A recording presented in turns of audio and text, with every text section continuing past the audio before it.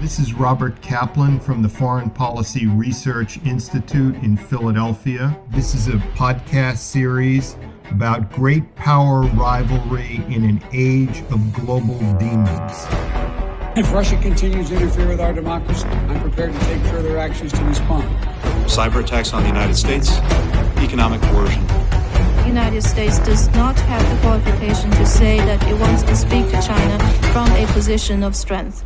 How will conflicts between the United States and China and between the United States and Russia interact with pandemics, climate change, massive cyber attacks, state failures, and other terrors of a global media age? You'll want to listen closely to the breaks because you might be one of the lucky listeners to receive my latest book, The Good American, The Epic Life of Bob Gersony, the U.S. government's greatest humanitarian, as part of a giveaway.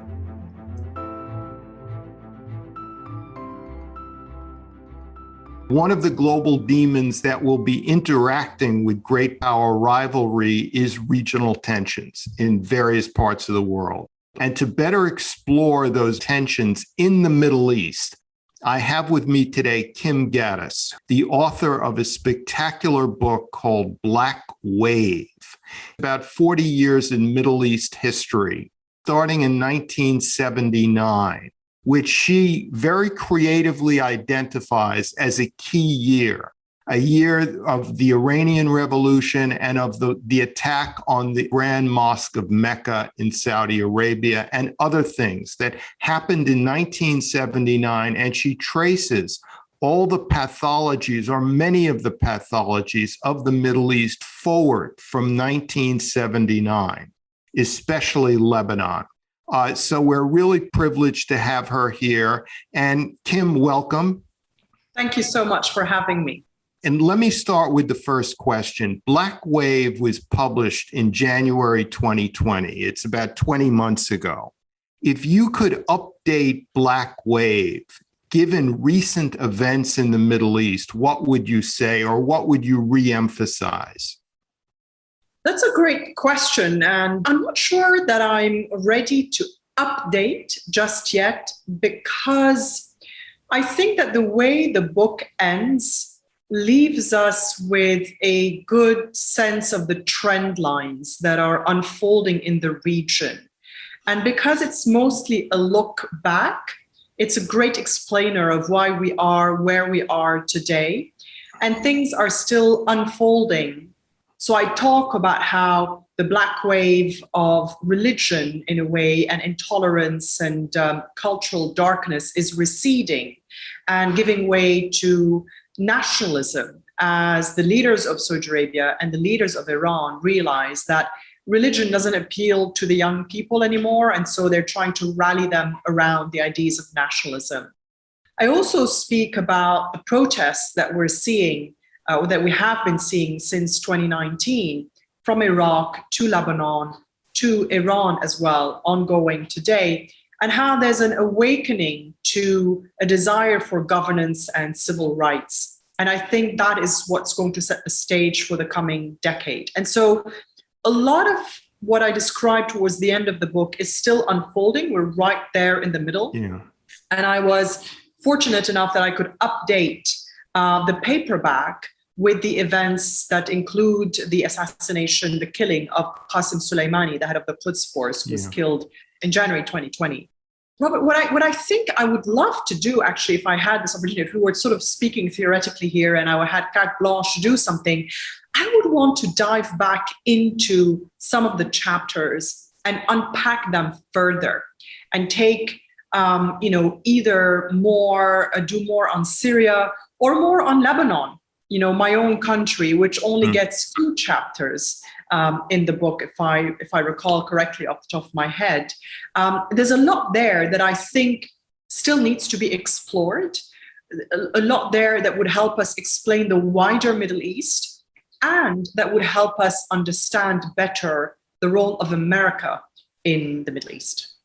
Okay. Could you say that because of social media, because of literacy, technology, that places in the Middle East, just like places everywhere, are becoming harder to govern because the populations demand more?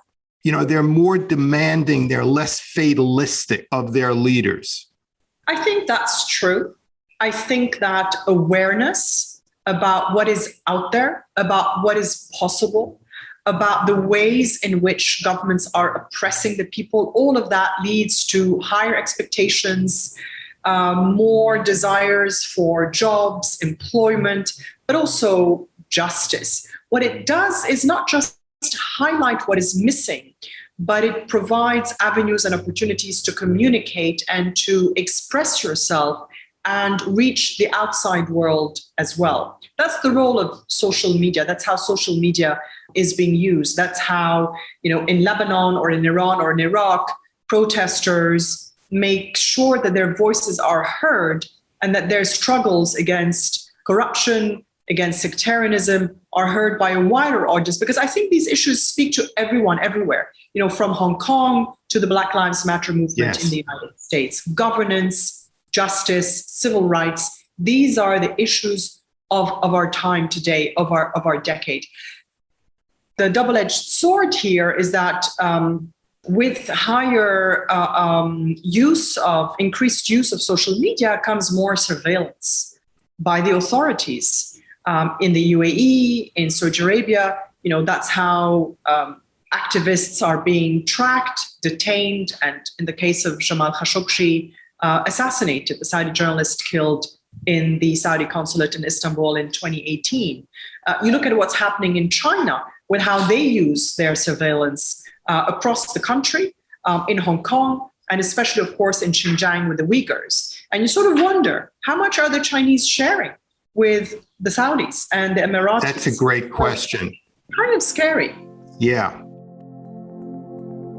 When we come back, Kim and I will discuss what it will take to see a regime change in Iran. Stay tuned. This podcast is sponsored by the Foreign Policy Research Institute, a nonpartisan think tank based in Philadelphia. Founded in 1955, FPRI is committed to producing the highest quality scholarship and expert analysis through the lens of history, geography, and culture. For more information about FPRI and our work to educate the public on the most pressing foreign policy issues of the day, please visit www.fpri.org.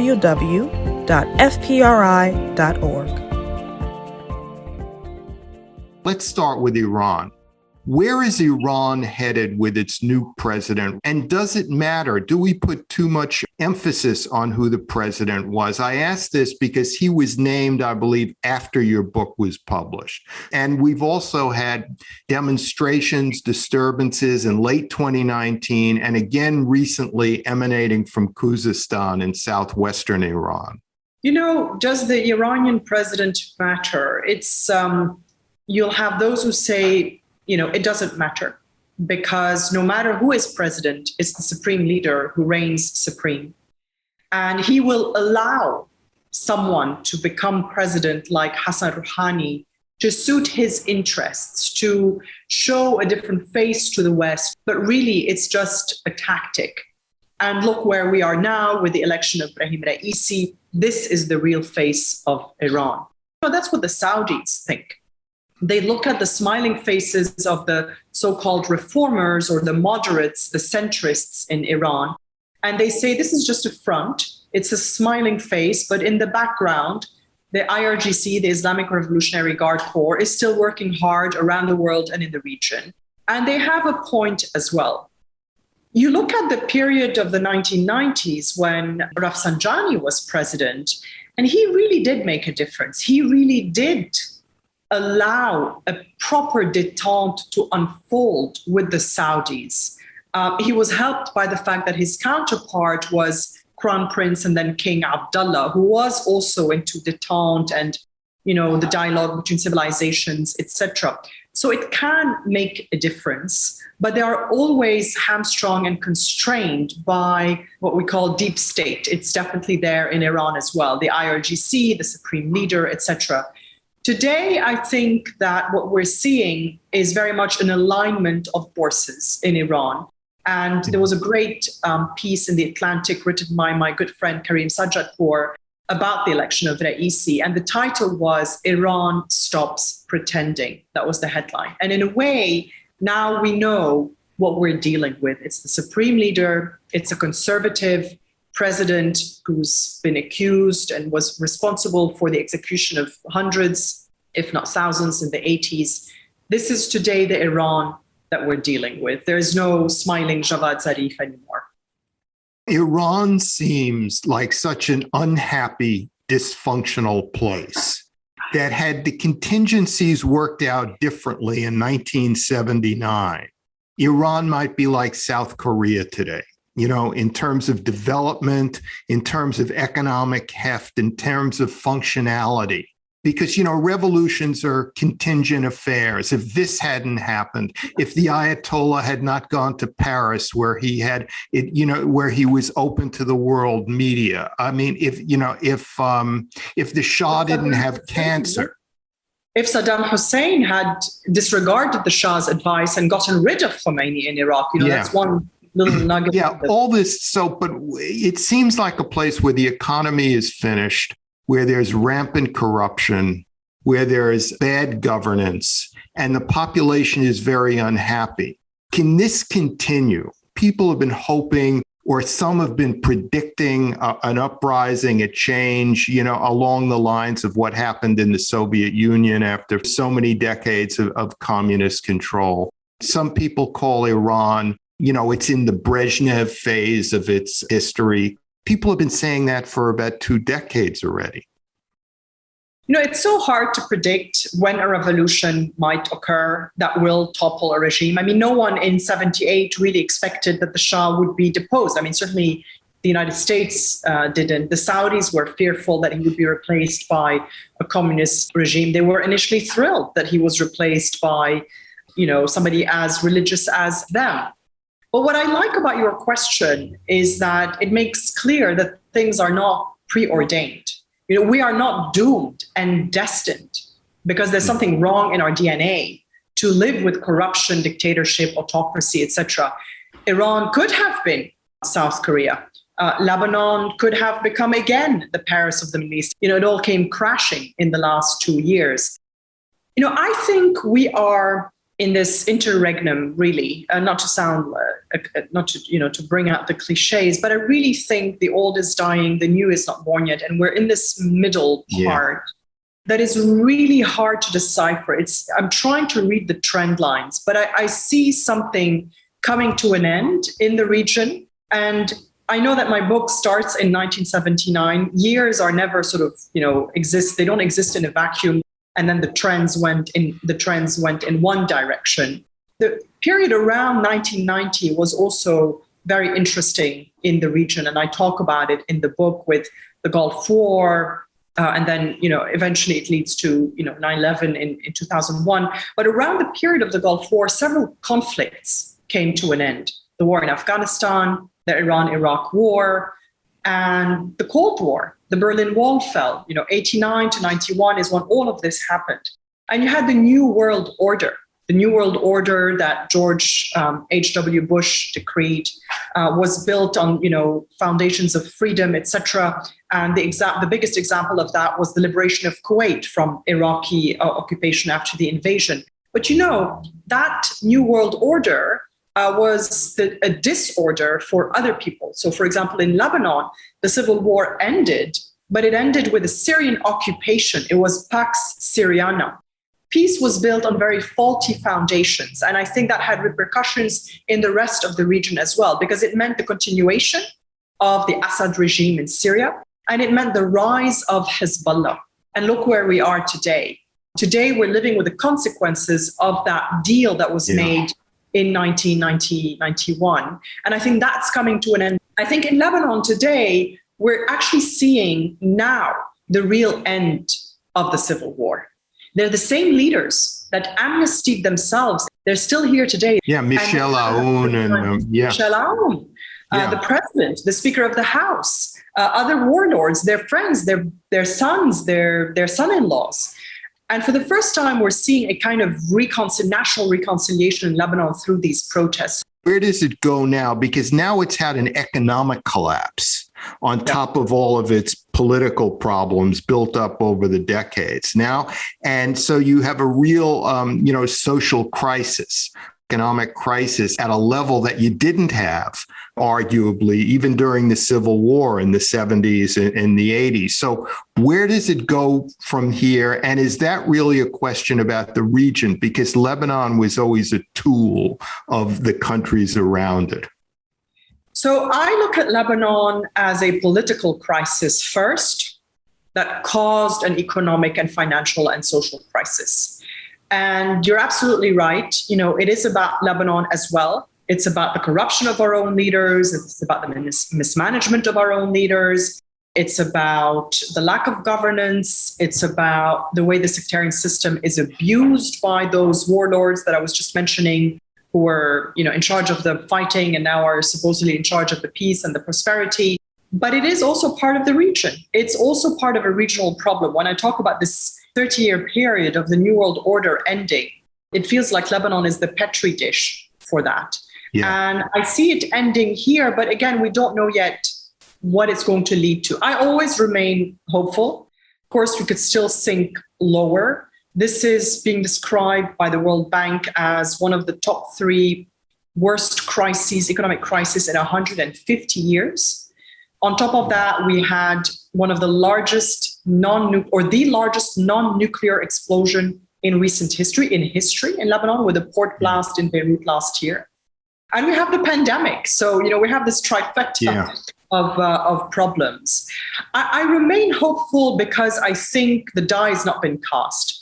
I think that things are shifting. The trend lines are moving. We have a new president in Iran.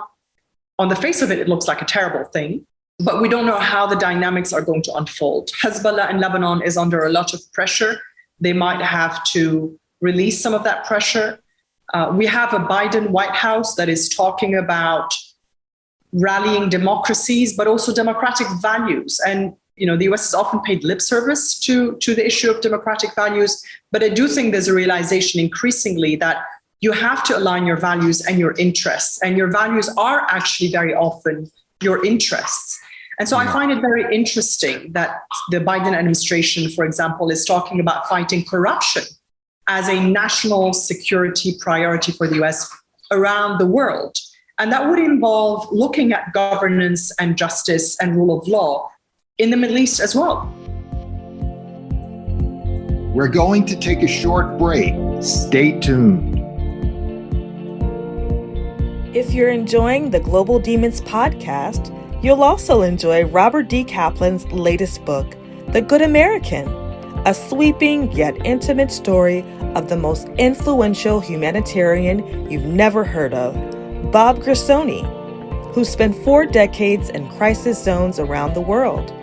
Thanks to our sponsor, Random House, you can win a signed copy of The Good American just by listening to this podcast. All you have to do is subscribe to this podcast and leave a review on iTunes, Spotify, or wherever you get your podcast. We will have a random drawing and announce the winner on our 13th and final episode. To shift focus a bit, where is Saudi Arabia headed, assuming that MBS, Mohammed bin Salman, will become king? Because it seems like there's been a great transition in the last few years. And what's worrying in a way, it seems to be evolving into a really hardline national security state, at the same time that it's been liberalized, becoming like a model, kind of a more secularized, but a more intensified national security state. Do I have it right? Or, just trace, where do you think the Saudi system is headed? I would quibble with the word secular. I don't think Saudi Arabia is anywhere near secular. I think there's a facade of social liberalization, but it has a lot of limitations. And it is being given in exchange for total obedience and silence on all things political and all things that have to do with the rule of the House of Saud. So that's a trade-off that some people may be willing to do, but not everyone. And it comes with a big price tag. I think the assassination of Jamal Khashoggi really shocked a lot of Saudi citizens who worried that their country would become a pariah and who wished they could turn the clock back, who were very disappointed that this was the real truth of someone like Mohammed bin Salman. And there's a lot of, the price tag is also that, in fact, people's lives are not, at least not yet, necessarily getting better, because a lot of money is still being spent on projects that are useless. Futuristic cities in the desert, when the streets of Jeddah flood, every single rainy season, when the airport of Riyadh is, stuck in the 80s, when people live in poverty in the suburbs of the capital city. These are projects that flatter the vanity of dictators and autocrats, but they don't improve the lives of people. So yes, a lot has gotten better, but under Mohammed bin Salman, in the current circumstances, we will see more repression. I think he's not confident enough in his ability to rule to allow political liberalization or political opening. And as I said earlier in the interview, what they're getting from the Chinese in terms of surveillance systems that are similar to the ones being used in Xinjiang is a really scary thought.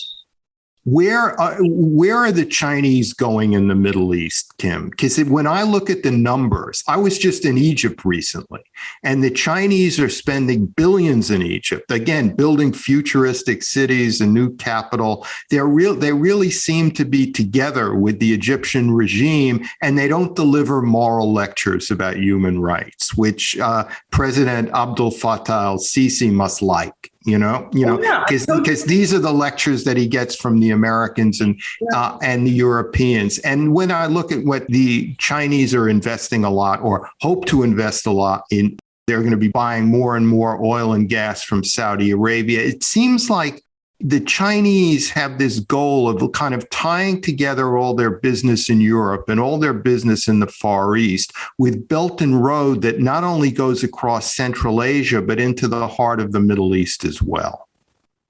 Yeah, so I'm not a China expert. And until recently, I have to admit, I wasn't paying that much attention because it still feels like a distant story for your average person in the Middle East.